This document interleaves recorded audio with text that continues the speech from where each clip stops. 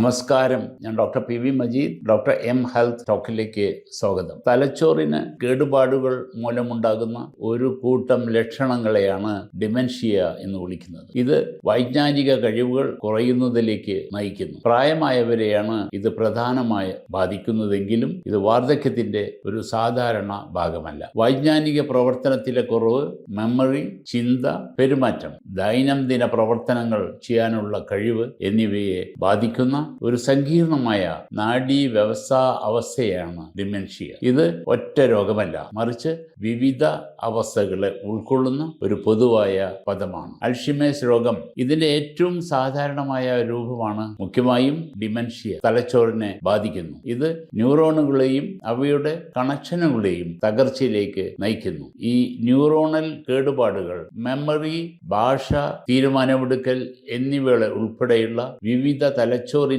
പ്രവർത്തനങ്ങളെ തടസ്സപ്പെടുത്തുന്നു. ഡിമെൻഷ്യയ്ക്ക് വിവിധ കാരണങ്ങൾ ഉണ്ടാകാം. അവയിൽ ഇവ ഉൾപ്പെടുന്നു. ഒന്ന്, അൽഷിമേഴ്സ് രോഗം. തലച്ചോറിലെ കോശങ്ങളിലും പരിസരത്തും പ്രോട്ടീനുകളുടെ അസാധാരണമായ അടിഞ്ഞുകൂടൽ മൂലമാണ് അൽഷിമേഴ്സ് രോഗം ഉണ്ടാകുന്നതെന്ന് കരുതപ്പെടുന്നു. രണ്ട്, വാസ്കുലാർ ഡിമെൻഷ്യ. തലച്ചോറിനുള്ളിലേക്ക് രക്തയോട്ടം കുറയുന്നത് മൂലമാണ് ഇത് ഉണ്ടാകുന്നത്. പലപ്പോഴും സ്ട്രോക്കുകളാണ് ഇതിന് കാരണം. മൂന്ന്, ലെവി ബോഡി ഡിമെൻഷ്യ. തലച്ചോറിൽ നിന്ന് ലെവി ബോഡികൾ എന്നറിയപ്പെടുന്ന അസാധാരണമായ പ്രോട്ടീൻ അടിഞ്ഞുകൂടുന്നത് മൂലമാണ് ലെവി ബോഡി ഡിമെൻഷ്യ. ഇതിനെ LBD എന്നും പറയുന്നു. നാല്, ഫ്രണ്ടോ ടെമ്പറൽ ഡിമെൻഷ്യ. തലച്ചോറിന്റെ ഫ്രണ്ടൽ ടെമ്പറൽ ലോബുകളിലെ ന്യൂറോണുകൾക്ക് ഉണ്ടാകുന്ന കേടുപാടുകൾ മൂലമാണ് ഫ്രണ്ടോ ടെമ്പറൽ ഡിമെൻഷ്യ FTD ഉണ്ടാകുന്നത്. അഞ്ച്, മിക്സഡ് ഡിമെൻഷ്യ. ഒരു വ്യക്തിക്ക് ഒരേ സമയം ഒന്നിലധികം തരം ഡിമെൻഷ്യ ഉണ്ടാകുമ്പോഴാണ് മിക്സഡ് ഡിമെൻഷ്യ ഉണ്ടാകുന്നത്. തലയ്ക്കുണ്ടാകുന്ന പരിക്കുകൾ,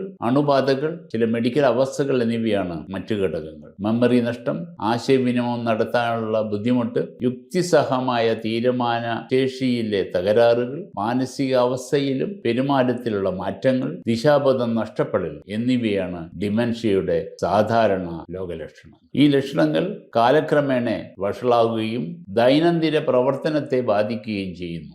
ഡിമെൻഷ്യ ഒരു വ്യക്തിയുടെ ദൈനംദിന പ്രവർത്തനങ്ങൾ ചെയ്യുവാനുള്ള കഴിവിനെ ഗണ്യമായി ദുർബലപ്പെടുത്തുകയും സ്വാതന്ത്ര്യം നഷ്ടപ്പെടുത്തുന്നതിലേക്ക് നയിക്കുകയും ചെയ്യുന്നു. ഇത് വൈകാരിക ക്ഷേമത്തെയും സാമൂഹിക ബന്ധങ്ങളെയും മൊത്തത്തിലുള്ള ജീവിത നിലവാരത്തെയും ബാധിക്കുന്നു. ഇനി ഡിമെൻഷ്യ രോഗനിർണയം എങ്ങനെയാണ് എന്ന് നോക്കാം. ഒന്ന്, മെഡിക്കൽ ഹിസ്റ്ററിയും ശാരീരിക പരിശോധനയിലെ ലക്ഷണങ്ങളും വിലയിരുത്തുകയും മറ്റു കാരണങ്ങളുടെ സാധ്യത തള്ളിക്കളയുകയും ചെയ്യുന്നു. രണ്ട്, വൈജ്ഞാനിക പരിശോധനകൾ, മെമ്മറി, പ്രശ്നപരിഹാരം, ഭാഷാ കഴിവുകൾ എന്നിവ വിലയിരുത്തുന്നു. മൂന്ന്, ബ്രെയിൻ ഇമേജിംഗ്. തലച്ചോറിലെ അസാധാരണതകൾ കണ്ടെത്തുന്നതിന് MRI അല്ലെങ്കിൽ CT സ്കാനുകൾ ഉപയോഗിക്കുന്നു. നാല്, ലബോറട്ടറി പരിശോധനകൾ അടിസ്ഥാന കാരണങ്ങൾ തിരിച്ചറിയാൻ നമ്മെ സഹായിക്കുന്നു. ലക്ഷണങ്ങൾ കൈകാര്യം ചെയ്യുന്നതിനും പരിചരണം ആസൂത്രണം ചെയ്യുന്നതിനും നേരത്തെയുള്ള രോഗനിർണയം വളരെ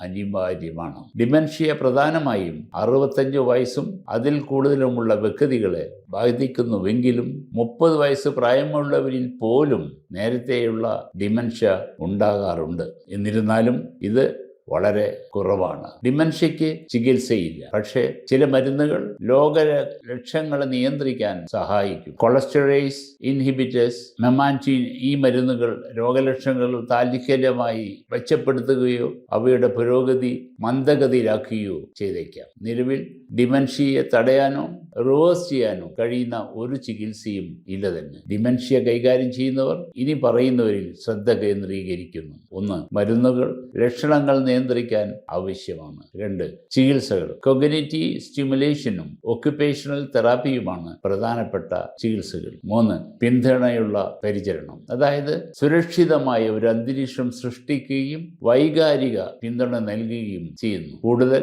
ഫലപ്രദമായ ചികിത്സകൾ കണ്ടെത്തുന്നതിനുള്ള ഗവേഷണം ഗവേഷണം നടന്നുകൊണ്ടിരിക്കുന്നുണ്ട്. എല്ലാ ഡിമെൻഷ്യ കേസുകളും തടയാൻ കഴിയില്ലെങ്കിലും ചില ജീവിതശൈലി തിരഞ്ഞെടുപ്പുകൾ അപകട സാധ്യത കുറയ്ക്കുന്നതാണ്. ഒന്നാമതായി, ആരോഗ്യകരമായ ഭക്ഷണക്രമം. മെഡിറ്ററേനിയൻ അല്ലെങ്കിൽ MIND ഡയറ്റ് പിന്തുടരുക. സസ്യാഹാരങ്ങൾ, ആരോഗ്യകരമായ കൊഴുപ്പുകൾ എന്നിവ ഉൾപ്പെടുത്തുന്നു. ചുവന്ന മാംസവും സംസ്കരിച്ച ഭക്ഷണങ്ങളും പരിമിതപ്പെടുത്തുന്നു. 2. പതിവ് വ്യായാമം, ശാരീരിക പ്രവർത്തനങ്ങളിൽ ഏർപ്പെടുത്തുക. 3. മാനസിക ഉത്തേജനം, അതായത് പുതിയ പ്രവർത്തനങ്ങളുടെ തലച്ചോറിനെ വെല്ലുവിളിക്കുക. 4.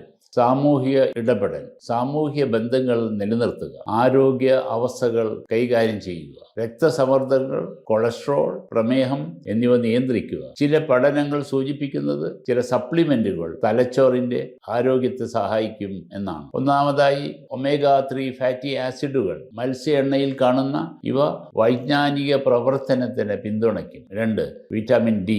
അതിന്റെ കുറവ് വൈജ്ഞാനിക തകർച്ചയുമായി ബന്ധപ്പെട്ടിരിക്കുന്നു. 3. ബി വിറ്റാമിനുകൾ, B6, B12, ഫോളിക് ആസിഡ് എന്നിവ ഹോമോസിസ്റ്റീൻ അളവ് കുറയ്ക്കാൻ സഹായിക്കും. എന്തെങ്കിലും സപ്ലിമെന്റുകൾ ആരംഭിക്കുന്നതിന് മുമ്പ് നിങ്ങളുടെ ഡോക്ടറോട് ചോദിക്കേണ്ടതുണ്ട്. തലച്ചോറിന്റെ ആരോഗ്യത്തിന് പ്രാദേശിക ഭക്ഷണങ്ങൾ ഉൾപ്പെടുത്തുക. 1. പഴങ്ങളും പച്ചക്കറികളും, വാഴപ്പഴം, മാമ്പഴം, ചീര, വെണ്ടയ്ക്ക എന്നിവ കഴിക്കുക. 2. മുഴുധാന്യങ്ങൾ, തവിട്ട് അരി, തീന എന്നിവ ഉപയോഗിക്കുക. 3. പയർവർഗ്ഗങ്ങൾ, പയറും കടലയും ഒക്കെ കഴിക്കുക. 4. മത്സ്യം, മത്തി, അയല പോലുള്ള കൊഴുപ്പുള്ള മത്സ്യങ്ങൾ ഡയറ്റിൽ ഉൾപ്പെടുത്തുക. 5. ആരോഗ്യകരമായ കൊഴുപ്പുകൾ മിതമായ അളവിൽ മാത്രം ഉപയോഗിക്കുക. വെളിച്ചെണ്ണ ഉപയോഗിക്കാവുന്നതാണ്. 6. സംസ്കരിച്ച ഭക്ഷണങ്ങൾ, ചുവന്ന മാംസം, പഞ്ചസാര എന്നിവ ഉപയോഗിക്കുന്നത് പരിമിതപ്പെടുത്തുക. കേരളത്തിൽ ഡിമെൻഷ്യയുടെ ആധിക്യം വ്യത്യാസപ്പെടുന്നുവെന്ന് പഠനങ്ങൾ സൂചിപ്പിക്കുന്നു. 55 വയസ്സും അതിൽ കൂടുതലുള്ള വ്യക്തികളിൽ 2.64% പ്രിവലൻസ് റേറ്റ് ഒരു പഠന റിപ്പോർട്ടും ചെയ്തിട്ടുണ്ട്. മറ്റൊരു പഠനത്തിൽ വിവിധ പ്രദേശങ്ങളിൽ 3.2% മുതൽ 8.7% വരെ ഡിമെൻഷ്യ പ്രിവലൻസ് നിരക്ക് കണ്ടെത്തുകയുണ്ടായിട്ടുണ്ട്. ഈ കണക്കുകൾ സൂചിപ്പിക്കുന്നത് കേരളത്തിൽ ഡിമെൻഷ്യ ഒരു പ്രധാന പൊതുജന ആരോഗ്യ പ്രശ്നമാണെന്നാണ്. ഡിമെൻഷ്യ ബാധിതർ ഉൾപ്പെടെയുള്ള മുതിർന്ന പൗരന്മാർക്ക് ആരോഗ്യ സംരക്ഷണവും പിന്തുണാ സേവനങ്ങളും നൽകുന്ന വയോമിത്രം പദ്ധതി പോലുള്ള പരിപാടികൾ കേരള സർക്കാർ നടപ്പിലാക്കിയിട്ടുണ്ട്. മൊബൈൽ ക്ലിനിക്കുകൾ, പാലിയേറ്റീവ് കെയർ, കൗൺസിലിംഗ് എന്നിവ ഇതിൽ ഉൾപ്പെടുന്നു. ഈ വീഡിയോ നിങ്ങൾക്ക് ഉപകാരപ്രദമായെങ്കിൽ ലൈക്ക്, ഷെയർ, സബ്സ്ക്രൈബ് അല്ലെങ്കിൽ ഫോളോ ചെയ്യാൻ മറക്കരുത്. നന്ദി.